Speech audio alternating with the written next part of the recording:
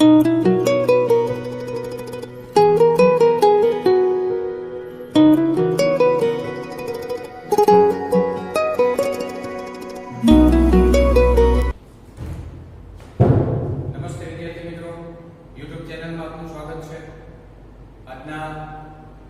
લેક્ચરની અંદર છેલ્લે જે આપણે અભ્યાસ કર્યો છે ત્યાંથી આગળ વધીએ.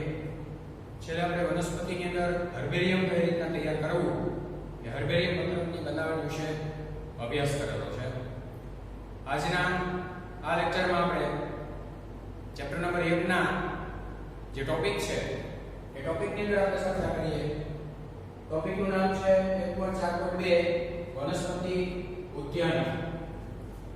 વનસ્પતિ ઉદ્યાન ની અંદર શું હોય છે તો કે જે રીતના આપણે આગળ મ્યુઝિયમ ભણ્યા કે મ્યુઝિયમમાં કોઈ વનસ્પતિ છે એ સંપૂર્ણ વનસ્પતિ નહીં પણ વનસ્પતિનો કોઈ એક નમૂનો જે છે મતલબ કે મૂળ પ્રકાંડ કે પર્ણ એ સંપૂર્ણ ભાગ સાથેની વનસ્પતિ નથી પસંદ કરવાની, પરંતુ હર્બેરિયમની અંદર એક નિશ્ચિત કદના જાડા પૂઠા ઉપર આપણે નમૂનાઓ જે છે એને ચિપકાવતા હતા, એનું નામ નિર્દેશન કરતા હતા અને એના વિશેની આપણે રજૂઆત કરીએ છીએ. અહીંયા આવે છે વનસ્પતિ ઉદ્યાનો, મતલબ કે વિશિષ્ટ ઉદ્યાનો સંદર્ભ માહિતી જે છે માટેના જીવંત વનસ્પતિઓના નમૂનાઓ જે છે એ ધરાવે છે. મિત્રો એક ખાસ એક ધ્યાન આપવાનું છે કે વનસ્પતિ ઉદ્યાનની અંદર જીવંત વનસ્પતિઓના જે છે એ નમૂનાઓ ધરાવે છે. આ એક શબ્દ છે એ તમારા માટે બહુ જ અગત્યનો છે, જીવંત નમૂનાઓ. મ્યુઝિયમમાં વનસ્પતિની કોઈ એક શાખાને પસંદ કરવામાં આવતી હોય છે, મતલબ કે મ્યુઝિયમની અંદર મૃત વનસ્પતિ જે છે અથવા વનસ્પતિના કોઈ અશ્મિઓનો આપણે સંગ્રહ કરીએ છીએ.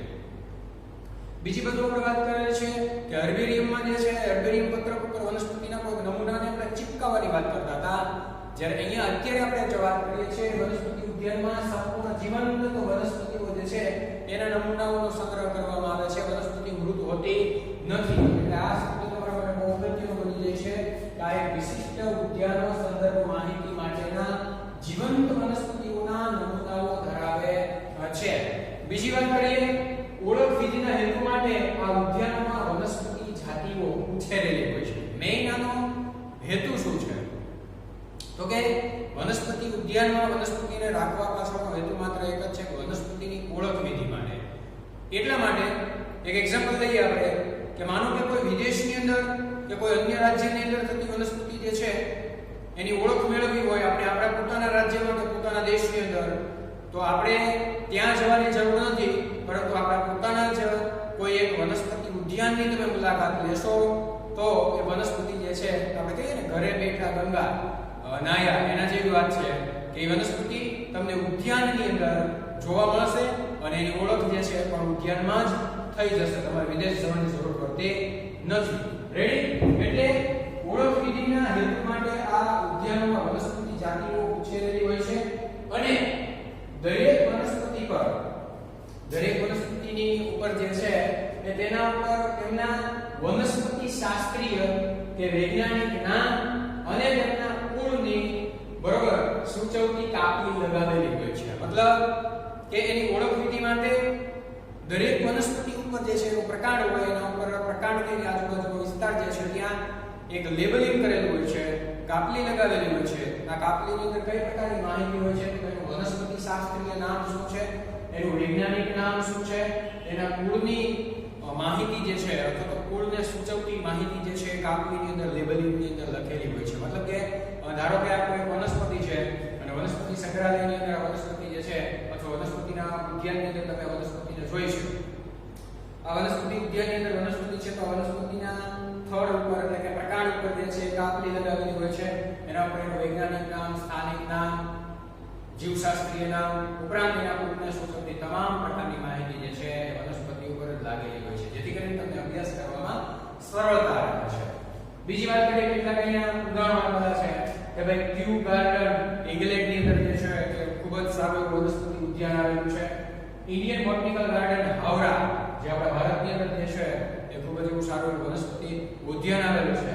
સાથે નેશનલ બોટનિકલ રિસર્ચ ઇન્સ્ટિટ્યૂટ, બરોબર, national botanical research institute Lucknow કે જે આપણા ભારતની અંદર આવેલું છે. આ ત્રણ ચાર જે નામ તમને આપ્યા છે પ્રસિદ્ધ થયેલા વનસ્પતિ ઉદ્યાનોના નામ જે છે એ આગળ તમને પ્રસિદ્ધ કર્યા છે મિત્રો. તો હવે તમને ખ્યાલ આવ્યો હશે કે હર્બેરિયમમાં શું હોય છે, વનસ્પતિ ઉદ્યાનમાં શું હોય છે. આગળના ટોપિક્સ આપણે ભણશું તો એની ઉપર ઘણી વખત જે છે તફાવત કમ્પેરિઝન પૂછતા હોય છે કે વિલ બી ડિફરન્ટ, કે બંને વચ્ચે તફાવત શું છે, વનસ્પતિ ઉદ્યાન અને હર્બેરિયમ પત્રક એટલે કે વનસ્પતિ સંગ્રહાલય. એવા તફાવતો પણ ઘણી વખત આપણને પૂછી નાખતા હોય છે. મિત્રો આગળ વાત કરીએ 1.4.3 વનસ્પતિની જેવી રીતના આપણે ઉદ્યાનની વાત કરીએ, અહીંયા આપણે વાત કરવાની છે સંગ્રહાલય. શેની વાત કરશું? સંગ્રહાલય. ઓકે. જીવશાસ્ત્રીય સંગ્રહ સ્થાનો સામાન્ય રીતે શાળા અને કોલેજ જેવી શૈક્ષણિક સંસ્થાઓમાં સ્થાપવામાં આવે છે. એટલે જો તમે બાર સાયન્સ કર્યા પછી બી ગ્રુપ સાથે બોટની વિષયની અંદર કે ઝૂલોજી વિષયની અંદર જાઓ તો તમારી જે કોલેજ હોય છે ત્યાં આવા પ્રાણી કે વનસ્પતિઓ જે છે એના સંગ્રહ સ્થાનો સામાન્ય રીતે શાળા કે કોલેજની અંદર રાખવામાં આવે. ઘણી વખત તમે શાળા કક્ષાએ એવા નમૂનાઓ જે છે એનો સંગ્રહ થયેલો જોયેલો હોય છે. એક ઝાડ કે કાચની બરણી હોય છે, એની અંદર ડેડકો છે, ગરોળી છે, છાપ છે, બરાબર, વનસ્પતિના કેટલાક નમૂનાઓ જે છે એ અંદર મૂકેલા હોય અને બંને બાજુથી કાચની જે ઝાડ છે એને સીલ કરી દેવામાં આવે અને અંદર પ્રિઝર્વેટિવ્સ દ્રાવણો જે છે એનો સંગ્રહ કરેલો હોય છે. પ્રિઝર્વેટિવ એટલે શું? તો કે એવા દ્રાવણો કે જે નમૂનો છે એને વર્ષો સુધી સાચવી રાખવા માટે, પણ કેવા? તો કે જેવા છે તેવા ને તેવા જ યથાવત સ્થિતિમાં જાળવવા માટે. યથાવત સ્થિતિ મતલબ કે જેવા છે એની સ્થિતિમાં આપણે એને સાચવવા છે, તો એની સ્થિતિમાં સાચવવા માટે એને પ્રિઝર્વેટિવ્સ રસાયણ એટલે કે દ્રાવણોમાં એનો સંગ્રહ કરવામાં આવે છે. તો આપણે શરૂ કરીએ છીએ સંગ્રહાલય. તો કે જીવશાસ્ત્રીય સંગ્રહ સ્થાનો સામાન્ય રીતે શાળા અને કોલેજ જેવી શૈક્ષણિક સંસ્થાઓમાં સ્થાપવામાં આવે છે. શું કામ સ્થાપવામાં આવે છે શાળા અને કોલેજ જેવી શૈક્ષણિક સંસ્થાઓમાં? એના વિશે આપણે સમજૂતી જોઈએ. આગળ જોઈએ કે ભાઈ મ્યુઝિયમમાં સાચવેલા વનસ્પતિઓ, બરાબર, મ્યુઝિયમમાં સાચવેલ વનસ્પતિઓ, પ્રાણીઓ અને અન્ય અશ્મિઓ, બરાબર, એના નમૂનાઓને એકત્રિત કરી અભ્યાસ અને સંદર્ભ માટે સંગ્રહ કરવામાં આવે છે. સંગ્રહાલયની અંદર શું કામ વનસ્પતિ, પ્રાણી કે અન્ય અશ્મિઓ જે છે એનો સંગ્રહ કરવામાં આવે છે? તો એનો મેઇન હેતુ છે અભ્યાસ અને અન્ય સંદર્ભ માહિતી મેળવવા માટે. મતલબ અત્યારે માનો કે ડાયનાસોરના અશ્મિઓ જે છે એ સંગ્રહાલયની અંદર પડ્યા છે, બરાબર, મીન્સ કે મ્યુઝિયમમાં, તો ત્યાં આપણે જઈ અને એનો અભ્યાસ કરી શકીએ છીએ. બરાબર, હું તમને અહીંથી ડાયનાસોર વિશે અભ્યાસ કરાવું અને એના કરતા બેટર છે કે આપણે કોઈ એક મ્યુઝિયમની મુલાકાત લઈએ અને મ્યુઝિયમની અંદર જઈ અને ત્યાં આપણે ડાયનાસોરનો અભ્યાસ કરીએ તો વધારે સરળ પડે છે. તો આવા હેતુઓ માટે સંગ્રહાલયની અંદર અથવા મ્યુઝિયમની અંદર એ વનસ્પતિ હોય કે પ્રાણી હોય કે અન્ય અશ્મિઓ જે છે એનો સંગ્રહ કરવામાં આવે છે. નમૂનાઓને મોટા ખોખાની અંદર, મતલબ કે જે ટાઈપનો નમૂનો હશે, બરોબર, સેમ્પલ હશે એ પ્રમાણે મોટા ખોખામાં કોઈ સેમ્પલ છે એટલે કે નમૂનો છે એને કાચની સીસી કે બરણી, મોટી જાર હશે તો એને બરણી કહીશું અને સામાન્ય નાની કે સીસી હોય કાચની એની અંદર જે છે, બરોબર, એ બરણીમાં યથાવત સ્થિતિમાં રાખવા માટે સંગ્રાહક દ્રાવણનો ઉપયોગ જે છે, બરોબર, સંગ્રાહક દ્રાવણનો ઉપયોગ કરી સાચવવામાં આવે છે. મતલબ કે પ્રિઝર્વેટિવ્સ દ્રાવણો, સંગ્રાહક દ્રાવણો એટલે કેવા થયા?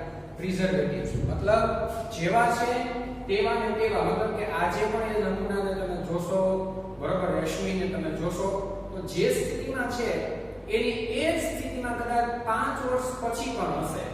તો આવું કઈ રીતના શક્ય બને છે કે જરૂરી એવા સંગ્રાહક દ્રાવણોનો ઉપયોગ કરી અને એમાં એને ભરેલા હોય છે, એટલે જે તે સ્થિતિમાં એને સાચવી રાખવામાં આવ્યા છે, બરાબર, જે પ્રિઝર્વેટિવ થી શક્ય બને છે. વનસ્પતિઓ અને પ્રાણીઓના સુકાયેલા નમૂનાઓને પણ મ્યુઝિયમમાં એટલે કે સંગ્રહાલયમાં સાચવવામાં આવે છે. માત્ર એવું જ નથી કે અશ્મિઓને જેમાં સાચવવામાં આવે છે, બરાબર, જો વનસ્પતિ હશે તો એ અથવા તો પ્રાણી હશે તો એ, પણ એમનો કોઈ એક નમૂનો હોય કોઈનો ભાગ હોય તો કે ભાગ કે નમૂનાને પણ અહીંયા આગળ સાચવી રાખવામાં આવે. સાચવવા પાછળનો હેતુ શું છે? તો અહીંયા વાત કરીએ કે માત્ર અભ્યાસ અને સંદર્ભ સંગ્રહ કરવામાં આવે છે. એટલે આ માટે નમૂનાઓ જે છે એને પણ સાચવવામાં આવે છે. હવે કયા નમૂનાને કયા પ્રકારના વર્ગીકરણની અંદર કઈ વનસ્પતિ, કઈ પ્રાણી સૃષ્ટિની અંદર કયા પ્રકારના જીવ છે એને કઈ સ્થિતિથી સાચવશું એક એક વિશે આપણે ચર્ચા કરીએ. ધારો કે કીટક છે, કીટક વર્ગના પ્રાણીઓ હોય, બરાબર, તો એ કીટકોને એને પકડી અને કીટ બોક્સમાં પિન મારી અને સાચવવામાં આવે છે. મતલબ કે કીટક હશે તો એનું કીટ બોક્સ અલગ, જેમ આપણે સ્કૂલ કોલેજ લેવલે કેમ નોટિસ બોર્ડ હોય છે એમ એનું કીટ બોક્સ હોય છે. એ કીટ બોક્સની અંદર અલગથી છે ને પિન લગાવી દેવામાં આવે છે અને પિન લગાવી અને કીટક જે છે, પતંગિયું છે કે કોઈ અન્ય એવા કીટક વર્ગના પ્રાણીઓ છે એને કીટ બોક્સમાં સાચવવામાં આવે છે. માનો કે કોઈ પક્ષીઓ છે, બરાબર, તો અહીંયા પક્ષીઓ અને સસ્તન જેવા મોટા પ્રાણી, પક્ષી એટલે વિહંગ વર્ગનું પ્રાણી છે. સસ્તનની અંદર તો આપણે ખ્યાલ છે કે સસ્તન વર્ગનું કોઈ મહાકાય પ્રાણી હોય તો પૃથ્વી પરનું મહાકાય પ્રાણી બે છે. સ્થલજ તો હાથીનો ઉલ્લેખ કરશું અને જલજ તો વેલ અને ડોલ્ફિન નામની માછલી જે છે એ મહાકાય પ્રાણીઓ છે, જે બંને સસ્તન વર્ગમાં, વેલ માછલી પણ સસ્તન વર્ગમાં આવે છે અને હાથીનો સમાવેશ પણ સસ્તન વર્ગની અંદર થાય છે. મતલબ કે એને મોટા કદના જે પક્ષીઓ છે તે અને સસ્તન જેવા મોટા પ્રાણીઓના મૃતદેહો, જ્યારે આવા પ્રાણીઓ જે છે મૃત્યુ પામે છે ત્યારે એના મૃતદેહોને સામાન્યતઃ સ્ટફિંગ કરીને સાચવવામાં આવે છે. મિત્રો, સ્ટફિંગ શબ્દ બહુ અગત્યનો છે. સ્ટફિંગ એટલે શું? તો કે કોઈ સસ્તન વર્ગનું મહાકાય પ્રાણી અથવા મોટા કદનું પ્રાણી કે કોઈ મોટા કદનું પક્ષી જે છે જ્યારે મૃત્યુ પામે ત્યારે એના શરીરના અંદરના દેહકોષ્ઠીય એટલે કે દેહની અંદરના ભાગમાં રહેલા અંગોને દૂર કરવામાં આવે. મતલબ કે ધારો કે કોઈ મનુષ્ય છે એનું ડેથ થઈ ગયું છે અને કોઈ ડેથ બોડી છે એ ડોનેટ કરી છે અને એને મ્યુઝિયમમાં રાખવાની થઈ, તો મનુષ્યના દેહકોષ્ઠીય અંગોમાં ખાસ કરીને ફેફસા છે એને બહાર કાઢવામાં આવશે, મગજનો ભાગ છે એને બહાર કાઢવામાં આવશે, હૃદયનો પાર્ટ છે એને બહાર કાઢવામાં આવશે, પાચન તંત્ર આખે આખું બહાર કાઢવામાં આવશે. તો હવે વિચારો કે પાચન તંત્ર, હૃદય, ફેફસા, મગજ આ બધા ભાગ છે એને બહાર કાઢી અને મ્યુઝિયમમાં રાખવામાં આવે એટલે ખબર પડે કે ભાઈ મનુષ્યનું મગજ લાઈવ આવું હોય છે, એનું પાચન તંત્ર આ ટાઈપનું હોય છે, એનું શ્વસન તંત્ર આ પ્રકારનું હોય છે, મગજ આ રીતનું છે. રેડી? તો એ નમૂનાઓને આપણે બહાર તો કાઢી લીધા, દેહકોષ્ઠીય અંગો જે છે, બરોબર, એને બહાર તો કાઢી નાખ્યા, પણ હવે જે બોડી છે એ બોડીના શરીરના અંદરનો ભાગ છે એ ખાલો થઈ છે ને, મતલબ કે ત્યાં આગળ વેકેન્સી કે જગ્યા કરે, એ જગ્યા કરે છે. એ જગ્યાને ભરવા માટે વનસ્પતિ જન્ય સૂકો ભૂકો કે રૂ કે ઊન જે છે એની જગ્યાએ ભરી દેવામાં આવે. તમે ઘણી વખત સાંભળ્યું છે કે કોઈ અકસ્માત કે કોઈ મર્ડર કે કોઈ કિસ્સો બની જાય કે પછી કોઈ કારણથી ડેથ બોડીનું પોસ્ટમોર્ટમ કરવામાં આવે છે. મિત્રો, યોગ્ય સમયે જો ડેથ બોડી જે છે એ હોસ્પિટલે પહોંચી જાય તો ઘણી વખત એના કેટલાક કાર્યરત અંગો છે એ કાઢી લેવામાં આવે છે અને એની જગ્યાએ રૂ કે વનસ્પતિનો સૂકો ભૂકો ભરી અને ટીથ એટલે કે ટાંકા લઈ અને બોડી જે છે ફરી પાછી અંતિમ ક્રિયા કરવા માટે સોંપી દેવામાં આવે છે. મિત્રો, સેમ આ પોઝિશન છે કે સ્ટફિંગની અંદર કોઈ પણ પ્રાણી એટલે કે સસ્તન વર્ગનું કે કોઈ મોટું પક્ષી છે એમના શરીરના દેહકોષ્ઠાંતરીય અંગો જે છે અથવા તો દૈહિક અંગો જે છે કે જે શરીરની અંદરના છે એને દૂર કરવામાં આવે છે. આ અંગોને દૂર કરે એટલે ત્યાં જે જગ્યા પડી છે, હૃદય, ફેફસા, કિડની આ વગેરે વગેરે ભાગો છે એને દૂર કરે એટલે જ્યાં જગ્યા પડી છે એ જગ્યાના ભાગમાં રૂ, ઊન કે વનસ્પતિજન્ય સૂકો ભૂકો પ્રિઝર્વેટિવ એટલે કે સંગ્રાહક દ્રાવણ સાથે મિક્સ કરી અને ભરી અને ટાંકા લઈ લેવામાં આવે છે. આ રીતે ટાંકા લેવાની આખી જે પદ્ધતિ છે એને સ્ટફિંગ કહેવામાં આવે છે. મિત્રો, 4 માર્ક્સનો નીટમાં પૂછાતો સવાલ છે. સ્ટફિંગ એટલે શું? તો સ્ટફિંગ માટે નીચેનામાંથી કયા વિધાનો સાચા છે? તો ખ્યાલ આવ્યો હશે કે સ્ટફિંગ કોને કહીશું? તો પક્ષીઓ અને સસ્તનો જેવા મોટા પ્રાણીઓના મૃતદેહોને સામાન્યતઃ ખાલી જગ્યા કરી અને સાચવવામાં આવે છે. તો ખાલી જગ્યામાં સ્ટફિંગ કરીને સાચવવામાં આવે છે. મિત્રો, એ નોંધ કરજો કે સ્ટફિંગ એટલે કે શરીરના વિવિધ દેહધાર્મિક અંગો, દેહધાર્મિક એટલે સજીવને પોતાનું અસ્તિત્વ ટકાવી રાખવા માટે જે જરૂરી છે એવા અંગો, હૃદય વગર આપણે જીવી નથી શકતા, ફેફસા વગર જીવી નથી શકતા. ટૂંકમાં આપણા જે તંત્રો છે, બરોબર, પાચન તંત્ર, શ્વસન તંત્ર, પ્રજનન તંત્ર, ઉત્સર્જન તંત્ર, etc. XYZ વગેરે આવા જે દેહધાર્મિક અંગોને દૂર કરી અને તેમાં રૂ, ઊન, વનસ્પતિનો સૂકો ભૂકો કે સંગ્રાહકો ભરીને લાંબા સમય સુધી સાચવવામાં આવતી એક પ્રક્રિયા જેને સ્ટફિંગ કહેવામાં આવે છે. તો ફરીથી પ્રશ્ન જ્યારે પૂછાય કે કીટકોને કઈ પદ્ધતિ દ્વારા સાચવવામાં આવે છે મ્યુઝિયમમાં અથવા સંગ્રહાલયમાં, તો કે કીટકોને પકડી કીટ બોક્સમાં પિન મારીને સાચવવામાં આવે છે. પક્ષી અને સસ્તન જેવા પ્રાણીઓ જે છે, બરાબર, એવા મોટા પ્રાણીઓ જે છે એના મૃતદેહને સામાન્ય ખાલી જગ્યા પદ્ધતિથી સાચવવામાં આવે છે. તો મિત્રો જવાબ આવશે સ્ટફિંગ પદ્ધતિ. એક માર્ક્સનો સવાલ છે સ્ટફિંગ એટલે શું? વ્યાખ્યા સ્ટફિંગ.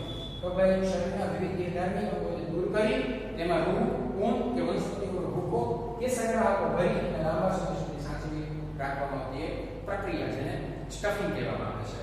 આગળ મ્યુઝિયમમાં જ્યારે પ્રાણીઓના કંકાલનો પણ સંગ્રહ કરવામાં આવે છે. કંકાલ ગેલેરી. તમે જો વડોદરાનું મ્યુઝિયમ છે, બરોબર, તો ત્યાં આગળ તમે જશો તો તમને કંકાલ ગેલેરી જોવા મળશે. મતલબ કે ત્યાં આગળ જુદા જુદા પ્રાણીઓના અસ્થિઓ એટલે કે કંકાલ તંત્ર જે છે એ પડેલા હોય છે. ખોપરીના ભાગ છે, હાથના હાડકા છે, પગના હાડકા છે, છાતીના હાડકા છે, અન્ય શરીરની અંદરના જે હાડકાઓ છે કે જે આખા કંકાલ ગેલેરી જે છે એનો પણ ત્યાં આગળ એનો સંગ્રહ કરવામાં આવે છે. જેના ઉપર યોગ્ય પ્રિઝર્વેટિવ રસાયણોનો છંટકાવ કરી અને સાચવી અને પ્રદર્શિત કરવામાં આવે છે. લોકો એની મુલાકાત પણ લે છે અને એનાથી પોતે પોતાનું નોલેજ અથવા જ્ઞાનમાં વધારો કરે છે. તો અહીંયા સુધી જે વાત કરી છે આપણે એ સંગ્રહાલયની હતી, એટલે કે મ્યુઝિયમ એટલે સંગ્રહાલય. ફરીથી વ્યાખ્યા લઈએ કે જીવશાસ્ત્રીય સંગ્રહ સ્થાનનો સામાન્ય રીતે શાળાની મદદ જેવી શૈક્ષણિક સંસ્થાઓમાં સ્થાપવામાં આવે છે. મ્યુઝિયમમાં સાચવેલ વનસ્પતિઓ, પ્રાણીઓ અને અશ્મિઓના નમૂનાઓને એકત્રિત કરી અભ્યાસ અને સંદર્ભ માટે સંગ્રહ કરવામાં આવે છે. આ હેતુ છે નમૂનાઓને મોટા ખોખા, કાચની શીશી કે બરણીમાં યથાવત સ્થિતિમાં રાખવા માટે સંગ્રાહક દ્રાવણોનો ઉપયોગ કરી સાચવવામાં આવે છે. કયા દ્રાવણોનો? તો કે સંગ્રાહક દ્રાવણોનો ઉપયોગ કરી અને આપણે સાચવતા હોઈએ છીએ અને એના વિશે આપણે ચર્ચા કરી લીધી. કયા પ્રકારના પ્રાણીઓ હશે? કીટકો હોય તો શું કરવામાં આવે? પક્ષી કે મોટા કદના સસ્તા રૂપના પ્રાણીઓ હોય તો સ્ટફિંગ વાળી વાત કરી. સ્ટફિંગ શું છે એ પણ જોઈ લીધું. અને હવે આપણે જે ટોપિક ઉપર ચર્ચા કરવાની છે, નવો ટોપિક શરૂ કર્યો છે 1.4.4 પ્રાણી ઉદ્યાન. તો પ્રાણી ઉદ્યાન એટલે શું? જોઈએ કે પ્રાણી ઉદ્યાન એટલે એવી જગ્યા કે જ્યાં મ્યુઝિયમની કરતા અલગ છે. તમને સમજાવું કઈ રીતે છે? તો કે મ્યુઝિયમમાં જો તફાવત પૂછે ને એટલા માટે આપણે વાત કરીએ છીએ કે તફાવત આપો મ્યુઝિયમ અને પ્રાણી ઉદ્યાન. ઘણી વખત એવો પ્રશ્ન પૂછાય કે વનસ્પતિ ઉદ્યાન અને પ્રાણી ઉદ્યાન વચ્ચે તફાવત શું છે? બંને ઉદ્યાન જ છે પણ તફાવત પૂછી શકે છે. રેડી? તો અહીંયા જીવંત વનસ્પતિઓ છે અને જીવંત પ્રાણીઓ છે. મ્યુઝિયમમાં ટોટલ મૃત છે. વનસ્પતિ મૃત, પ્રાણી મૃત, અશ્મિઓ મૃત થઈ ગયા. તો પ્રાણી ઉદ્યાન એટલે એવી જગ્યા કે જ્યાં મનુષ્યની સીધી દેખરેખ નીચે પરંતુ સુરક્ષિત વાતાવરણમાં જંગલી પ્રાણીઓને રાખવામાં આવે છે. ફાલતુની વાત નથી. મનુષ્યની સીધી દેખરેખ હેઠળ કોઈ પ્રાણીને ખબર નથી કે મારી દેખરેખ રાખે છે. પ્રાણીને કેમ લાગે કે હું જ્યારે જંગલમાં છું સુરક્ષિત છું. જેવી રીતના મને કુદરતી નિવાસસ્થાન મળ્યું છે એવી જગ્યા જે છે ત્યાં પ્રાણી ઉદ્યાનમાં પૂરી કરવામાં આવે. પણ એનું ધ્યાન જે છે એનું ઓબ્ઝર્વેશન છે મનુષ્યની દ્વારા અથવા તો કોઈ સંસ્થા કે યુનિટી દ્વારા છે કરવામાં આવતું હોય છે. આવા સંગ્રહ સ્થાનોમાં રાખવામાં આવેલા પ્રાણીઓ આપણને તેમની ખોરાકીય આદતો તથા વર્તણૂક વિશે શીખવે છે. સ્વાભાવિક છે કે જંગલી પ્રાણી છે તો સિંહ, વાઘ, દીપડો, વરુ, બરાબર, આવા હાથી, ગેંડો, હિપોપોટેમસ આ પ્રકારના પ્રાણીઓ જે છે એની હેબિટ્સ શું છે?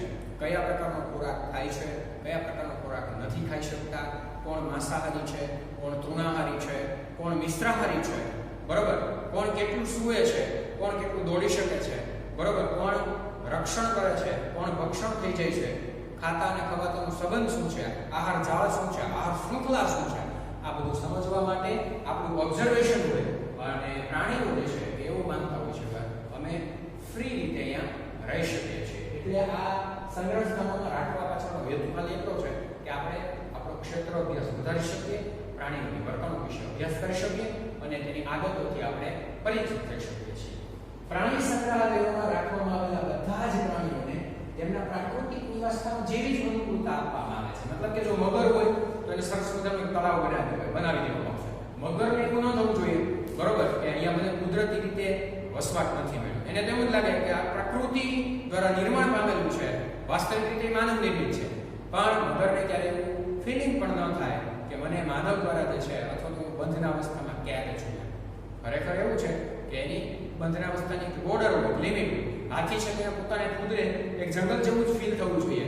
સિંહ, વાઘ, દીપડો જે છે એને એકદમ નાનું પાંજરું નહીં, વિશાળ એવું પાંજરું. ઘણી વખત તમે જુઓ આવા પ્રાણી ઉદ્યાન કે પ્રાણી બાગની તમે મુલાકાત લો, જૂનાગઢના આપણા બગીચો જે છે, સફારી પાર્ક, સાસણગીર કે વગેરે જગ્યાએ તમે મુલાકાત લેશો, બરોબર, તો તમને ખ્યાલ આવશે કે આવા પ્રાણીઓ જે છે કઈ રીતના બંધનાવસ્થામાં, પરંતુ ઘણી વખત આપણે જોવા જતા હોય, આપણે જોવું પણ ગમે છે. હરણ હોય તો વિશાળ એવા ખુલ્લા મેદાનની અંદર જે છે એક જાળી ફિટ કરેલી હોય કે જેની અંદર હરણ છે સુરક્ષિત રીતે રહેતા હોય, કોઈ પણ પ્રકારની કનડગત વગર. પોતાને એવું લાગે છે કે સ્વતંત્ર છે, બરોબર, એટલે આવું એને ફીલ કરાવવામાં આવે છે. મતલબ કે બંધનાવસ્થામાં પણ એને ખ્યાલ ન કરવો જોઈએ મનુષ્યની દેખરેખ નીચે પ્રકૃતિનો આનંદ એને મળવો જોઈએ. એટલે પ્રાણી સંગ્રહાલયોમાં રાખવામાં આવેલા બધા જ પ્રાણીઓને તેમના પ્રાકૃતિક નિવાસસ્થાનોની જેવી જ જે છે એ અનુકૂળતા આપવામાં આવે છે. છેલ્લે બાળકોને આ ઉદ્યાનોની મુલાકાત લેવી ગમે. તમે જ્યારે નાના હશો, અત્યારે છો એના કરતા હજી નાના છો, પણ ત્યારે તમે ક્યાંક ને ક્યાંક પ્રવાસમાં ગયા હો, તમારા પેરેન્ટ્સની સાથે કોઈ છે એ પિકનિકમાં કે ટૂરમાં ગયા હો, ત્યારે તમે આવા પ્રાણી બાગની મુલાકાત લેવી તમને બહુ જ ગમી હશે. યાદ કરો એ દિવસોને તો તમને ખબર પડશે કે ખરેખર આવા પ્રાણીઓ જે છે એ કઈ રીતના ફ્રી રીતે રહી શકતા હતા. બરાબર, સામાન્ય રીતે તેને આપણે પ્રાણી સંગ્રહાલય કે પ્રાણી બાગ તરીકે પણ ઓળખીએ છીએ, યાની કે ઝૂલોજિકલ પાર્ક તરીકે પણ ઓળખીએ છીએ. રેડી મિત્રો? ઓકે, ચેપ્ટર નંબર 1 નો છેલ્લો ટોપિક એટલે 4.5 એટલે 1.4.5 ઓળખ ચાવી, આઈડેન્ટિફિકેશન કી. કે ભાઈ આ બધું જ ભણવા પાછળનો આપણો હેતુ શું છે? આ ચેપ્ટર આપણે ભણ્યા કે વર્ગીકરણ શું છે, વર્ગીકરણ વિદ્યાના પિતા કોણ છે, વૈજ્ઞાનિક નામ શું છે, મતલબ કે જીવશાસ્ત્રીય નામમાં કોણ પ્રથમ આવશે, કોણ પછી આવશે, કયો શબ્દ કેપિટલ લખવો, કયો શબ્દ નીચે અંડરલાઈન કરવી, ઇટ ઇઝ XYZ ઘણું બધું ભણ્યા છે. પણ આ બધું ભણ્યા પછી આપણું તાત્પર્ય કે મર્મ શું છે આ ચેપ્ટરમાં? તો એ જોઈએ કે ભાઈ વનસ્પતિ અને પ્રાણીઓની સમાનતા અને અસમાનતાના આધારે કઈ કઈ વનસ્પતિઓ વચ્ચે સમાનતા છે, કયા કયા પ્રાણીઓ વચ્ચે સમાનતા છે, અસમાનતા કઈ કઈ છે, એના આધારે આપણે ઓળખ ચાવી કરી શકીએ છીએ. સિંહ અને સસલાને શું સંબંધ છે, સસલા અને હરણ વચ્ચે કયા પ્રકારનો સંબંધ છે? તો કે એક જ આહાર શૃંખલાના ઝાડ તૃણાહારીની ઉલ્લેખ કરીએ છીએ. સિંહ અને સસલાને અલગ અલગ માંસાહારીને તૃણાહારીની અંદર આપણે ઉલ્લેખ કરતા હોઈએ છીએ. યુગ્મ એટલે કે આવી જે સરખાપણા, જેમ કે વાત કરી હરણ અને સસલું છે એ યુગ્મ સરખાપણા લક્ષણો ધરાવે, મતલબ કે તૃણાહારી ખોરાકની બાબતમાં છે. તો કેટલાક વિરોધાભાસી, જેમ કે હરણ અને સિંહ એ આહાર શૃંખલાના આહાર ઝાડની બાબતમાં વિરોધાભાસી લક્ષણો જે છે એ પ્રદર્શિત કરતા હોય છે. આના પરિણામ સ્વરૂપે આ બધા જે યુગ્મ ત્યાંના પરિણામ સ્વરૂપે એક વિકલ્પ સ્વીકાર્ય, બીજો વિકલ્પ અસ્વીકાર્ય બનતો હોય છે. મતલબ કે હરણ અને સસલાની વાતમાં તમે ઉદાહરણ આપીને કહી કે ભાઈ એ સ્વીકાર્ય બને છે કે બંને તૃણાહારી છે.